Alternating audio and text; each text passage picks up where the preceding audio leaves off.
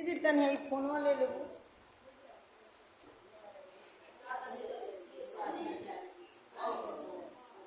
चर्चा को वीडियो बना लो।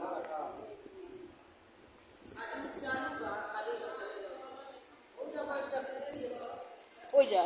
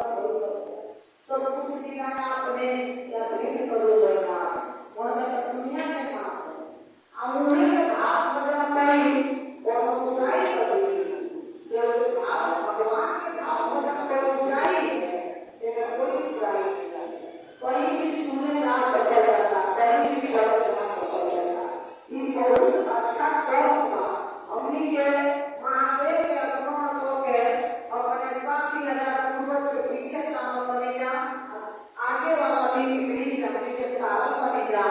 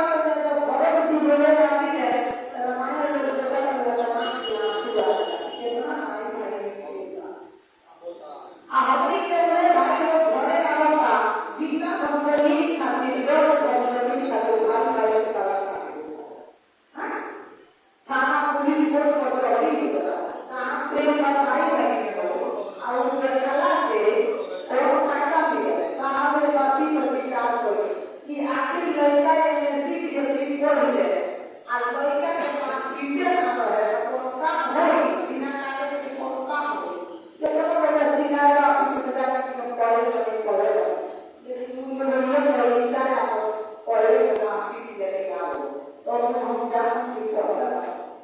साहब बड़ा विचार करने के लिए बना बनाए के कला के तना का काम पर वचन भइला के बात परमात्मा से प्रेम नहीं है आपस में प्रेम नहीं है कहता नहीं जरा कितना जन्म में भावना पड़ोसिया का पड़ोसिया से भाई से और मेरे दिल में जन्म के भावना कि काहे होगा के बढ़ोगे काहे होगा ना बढ़ोगे आपका नाम लोग जरूर पड़ता कभी भी जन्म ना करे भावना नहीं रहे चाहिए कि लक्ष्मी पूजा घर आई करे तो देवता में कहते हो भगवती माने आगे नहीं सकता सबके बड़े मानते मानते वही ना अगर खबर में लक्ष्मी से जाएगा तो आशा लगा कि बड़े जाती है लक्ष्मी माता उनका घर आई करे हमरो बनेगा तो लक्ष्मी माता के हम खुश हो जाए तो वही कौन बनेगा दोनों घर आए लेकिन जब दूसरा से चलन करे बुराई करे तो ऐसे कुछ हो पाए कुछ ना कभी बुरा करके बुरे नतीजा होगा अच्छा कर्म करे वाला कभी दुख सहेगा लेकिन समय से धीरे धीरे भगवान की कृपा से सारा दुख दूर होगा भगवान के भक्ति करे चाहे महादेव के शिष्य बनो इतना आसान नहीं है आसान का बोल रहे हैं अगर मन समझ गए तो आसान का और ना समझ गए कठिन सब कुछ मन में से बोलो मन में खेला करेगा मन में सब संभालेगा आजकल के टेलीविजन भेद भाव भी हो गया ये लोग जात पात के भेद रखा कई आदमी लोग के योग में भावना हो गया कभी ये चीज के भावना ना रखनी चाहिए देखिए और बोले ना सुंदर की हर आदमी सीधा बात करके हो वो जरा अंदर ही का कि जब आदमी का अंदर मानवता हो जाए ज्ञान हो जाए आदमी अस्थायी हो जाए कि दुनिया में अब कुछ बात सिर्फ भगवान के सिवा कुछ नहीं सारी दुनिया की माया के जाल का सदैव माया के जाल में लपटाएगा आइए दुनिया परमात्मा के लिए छोड़ देगा माया से और ऐसा देखो कि जानी और मेरी मकान पर भाई शमशान पर बेटा आवेगा मैं याद बड़ा पढ़ने से जानी तो खूब रोएंगे युवा से घर में पढ़ने से हुआ कितने खूब रोएंगे अब बेटा का वो का किलर बोलेगा ये होता है कमान के खिलाओ वाला चल रहा है किया और बच्चा के लोग स्वार्थ करके बोलेगा स्वार्थ बस सब ही करेंगे रामचंद्र मानस में कुछ बदले नहीं ईश्वर का बस सब ही करेंगे असुर का मन सब किए उन सबके रीत का अब भाई शमशान तक पहुंचा देगा कहां चले जाए आज जब भाई विलास करेगा तो भाई ये कहते बोलेंगे हमारा भाई हो तने हमारा पीछ बना ही लगा तो जो बोलो सब होगा तो तने हमारा पीछ बना अपने विश्वास के खातिर हो अब बेटा अजीब ना बेटा का जानी हम लोग के में हो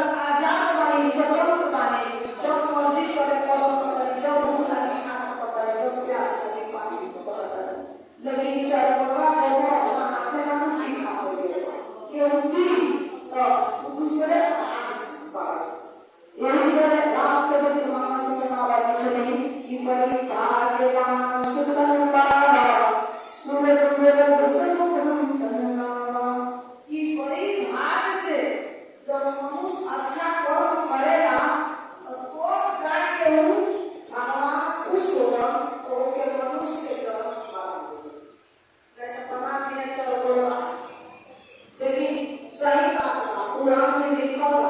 कि ये गांव में लोग बना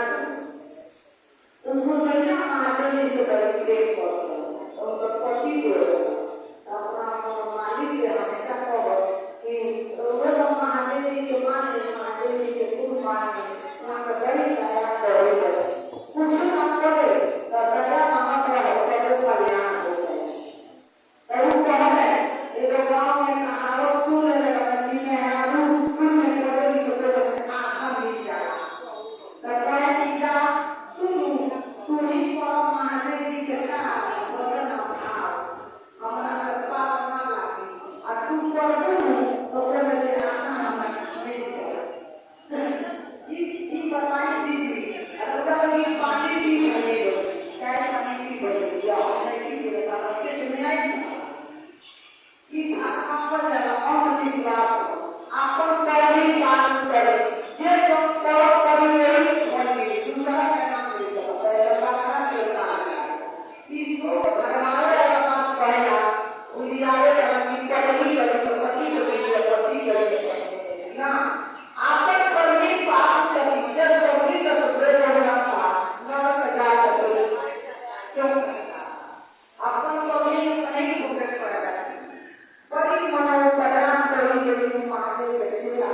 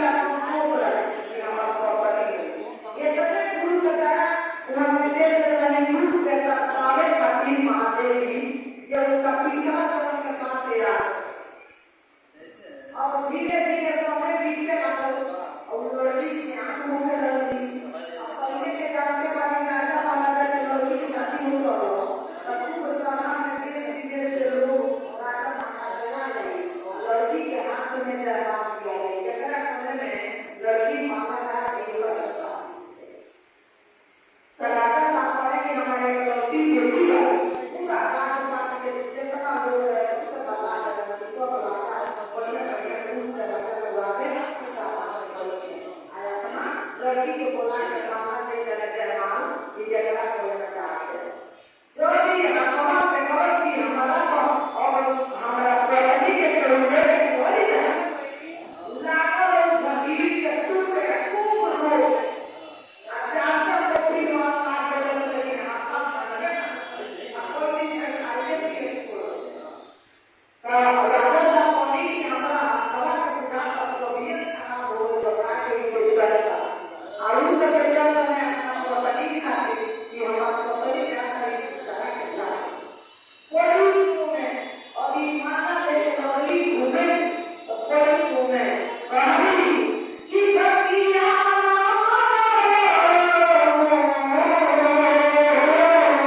शिवजी से बड़ा भाई मोला भक्तिया मोला शिवजी के भगवान मोला गुरु ना बोला गुरु से बड़ा भाई मोला इबादत करी कि महादेव के शरण में रहो महादेव से दया मांगो महादेव के भजन भाव करो हमारा बाकी के और ये जरा महादेव का अच्छा तो बोलो महादेव का हम ना करो लेकिन पता नहीं रही पहले जन्म के लिए है लेकिन ये पिछला कन्या से भी हुआ है न्यू जन्म में अगर आदमी कोई भेजा करना तो उससे रिश्ता देखिए अब माला लेके घूमर घूमर रही है तो इन बोले लगे ना तो नहीं भी कर रही है रहता और देखना बढ़िया बढ़िया राजा महाराजा लोग सभा में बैठे हैं कौन तो ले जाता राजा ने रोटी पगला दिया आखिर से बिना कोई अब बताओ कहीं आदमी के बिना जीव जंतु से हो गया जानवरों से उनका आखिर से बिना कोई राजा के सिखाई दिला पहले राजा को मान पकड़े से निकाल के ले जा रहा है अब ये बेटी ऐसा कहीं कोई राजा महाराजा के पूरे बने ये तो बोले ना कहा बिना कहीं हाथी से करो कहीं करे में करो आप दिमाग सही काम बुद्धि करो अभी बतावे नहीं कि क्या बात बातें अब पिता जी क्या जाना करे और फिर माला लेके घूमने लगली जब उनका लड़के ने माला निकला तो भी रोने लगा और ही हम आप ले चले गए लगे कि जल्दी के पूरी दी अब फिर माला लेके जब घूमने लगली तब खूब रोने लगा जान के जान रोने लगा कि हमारा अरे सुनिया ओलिया हमारा के छोड़ी जानी जल्दी और कि भले की चला के दो गलती करी काम के नाम होली लेकिन ये जन्म में हमारा छोड़ के बहुत चाहिए हम तारा बिना ना कहे तब माला लेकर नहीं बदले डालते और राक्षस आप किस क्या होगी सारा राजा माला लगा पूछ के छोड़ दो सारा से फिर राजा का लड़की हाथी से पिता करेगा और एक बार हमने के काहे को करियो और सब लोग चल गए राजा का पहले मंत्री को बुलाया तीन लोग को बुलाया और हाथी के जल्दी बोल ए लड़की के हाथी के ले जा तुम छोड़ो बात ना मानी के का होगी अब जब ले चलो और थाली जंगल में छोड़ दिया लो और वही जब बैठो रहे लो आता का लगे बैठो रहे कोई भी जाए ना आई बहुत पेड़ पौधा कुछ खा ली तो कहेगा कुछ ना खाए जब तुमको हम करने मांगे लेकिन वो कुछ ना तो बैठो रहे